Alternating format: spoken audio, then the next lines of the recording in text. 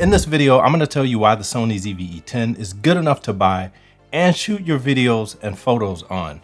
Now, if you don't have a camera and are looking for a camera, I'm going to tell you why watching reviews is actually the reason you can't make a decision on a camera. Now stay tuned to the end because I'm going to give you a challenge that I guarantee will improve your videos and photos on the Sony ZV E10. Now the Sony ZV E10 came out as a vlogging camera in 2021. It was announced as having a great autofocus, good lens selection, and other top-notch features.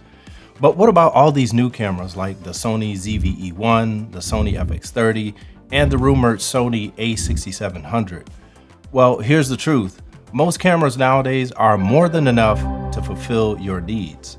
So you may be asking yourself, well, if cameras nowadays are more than enough to fulfill my needs, how do I choose the best one? Stop right there. The first problem that many of you may be facing is your thought pattern. If I were to guess, I would say you're thinking something like this. I need a new camera. Let me do some research on YouTube to see which one is the best.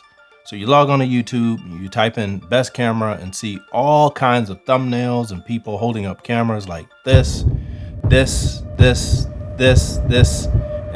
and immediately you feel overwhelmed. You start hearing specs like 10-bit versus 8-bit, IBIS versus no IBIS, best lens for vlogging, best settings, best accessories, 5 reasons you should buy the Sony ZV E10, 5 reasons you shouldn't buy the Sony ZV E10, 6 reasons why you will lose friends if you think about the Sony ZV E10, and watch this video before buying the Sony ZV E10, and the list goes on and on and on.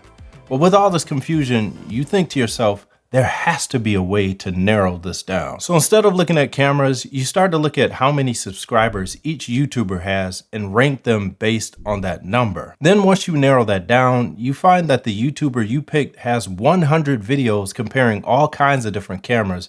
And this just, well, it makes your search to find the best camera seem impossible. So after watching hours of videos and asking throngs of people on private forums on Facebook and Reddit, you finally choose your camera. Now, once you buy the camera because you kept watching reviews, you're searching again to see if it was worth the money you paid for it. Now, instead of taking your ZV E10 out with a kit lens and getting started with shooting, you hop on the YouTube journey of doom train and come out on the other end with your head hung low as you learn how your cheap 8-bit camera with its crop sensor is just not good enough. I can't believe how much of an idiot you are. How does it feel to be that stupid? Do you feel weird on the inside? He actually bought it. You idiot. You stupid clown. What is wrong with you? Now your Sony ZV E10 sits on the desk in your filthy office, wishing you had at least left it in the original packaging so it wouldn't be collecting cobwebs and dust particles from your AC unit filter that hasn't been changed in 6 months. Well, I'm gonna help you with your miserable, unmotivated, drunken slump. Well, at least I'm gonna attempt to. And I'm gonna do that by giving you a photo challenge to prove that your camera is more than good enough to get the job done. So here's the photo challenge. You're gonna take your ZV E10, one lens, doesn't matter which lens you have, and you're gonna set the aperture to f4, the ISO to 100, and we're gonna control exposure using the shutter speed only. So here's what we need to get started. Your Sony ZV E10, a lens, and a battery. Start by putting your battery in the ZV E10. Next, take off your camera body cap by twisting it to the left if the camera is facing you. Now take off the cap from the back of the lens, match up the white dots on the lens and the camera body itself, and twist it to the right if the camera is facing you. Then take off the front lens cap. Next, you will turn on your ZV E10, and once it boots up, press the function button on the back of the camera using the directional wheel button on the back of the camera. Navigate over to shoot mode in the right-hand lower corner of the screen.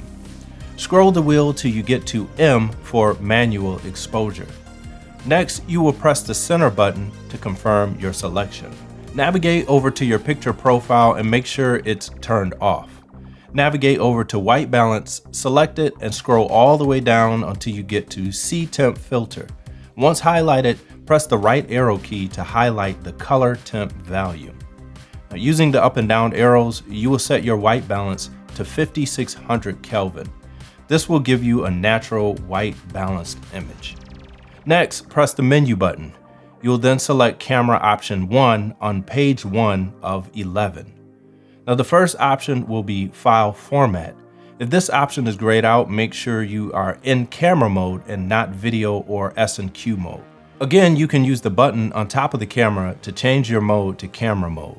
Using the center selection button, select file format and set it to RAW and JPEG. This will save both compressed JPEG and uncompressed RAW images to your SD card when taking photos. Next, make sure JPEG quality is set to extra fine and image size set to L24M. Lastly, your aspect ratio will be set to 3:2. Next, navigate to the second camera icon at the top of the page and go to page 7 of 9 in the menu. Go down to Zebra setting and select it. We want to set Zebra display to on. Next, navigate to and select Zebra level and go all the way down to C1. Press the right arrow key to change the zebra type. Using the up and down arrows, scroll until you get to lower limit.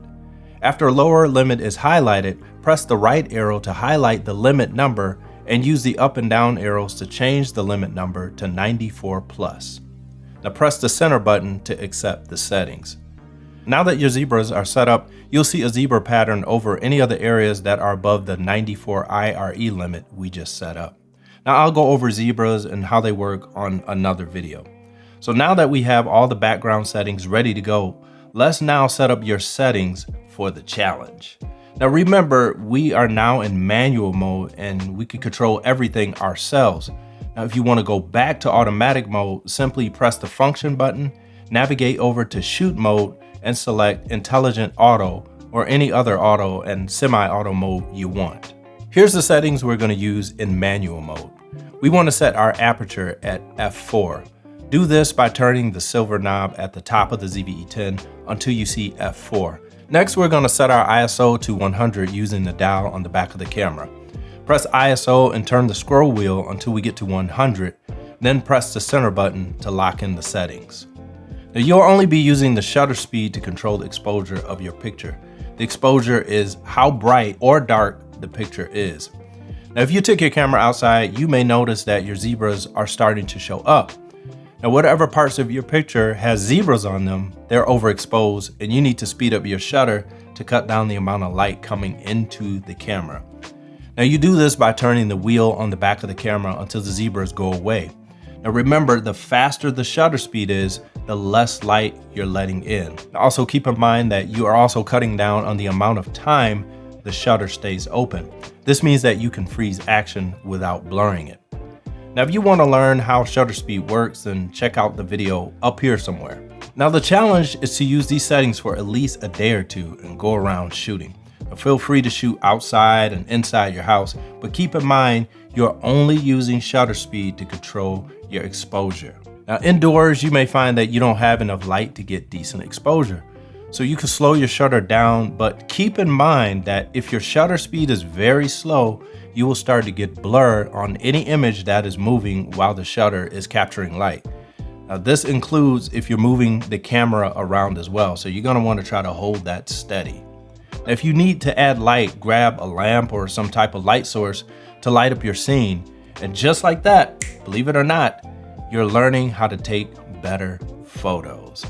Now the goal of this challenge is to teach you how shutter speed works and how it affects the final outcome of your photo. Now mastering shutter speed will get you one step closer to mastering your photos as a whole. Now I'll be releasing more videos on the settings we chose, why we chose them, and what they all mean. Then I'll be releasing another video for those who are interested in shooting video with the Sony ZV E10, so stay tuned for that.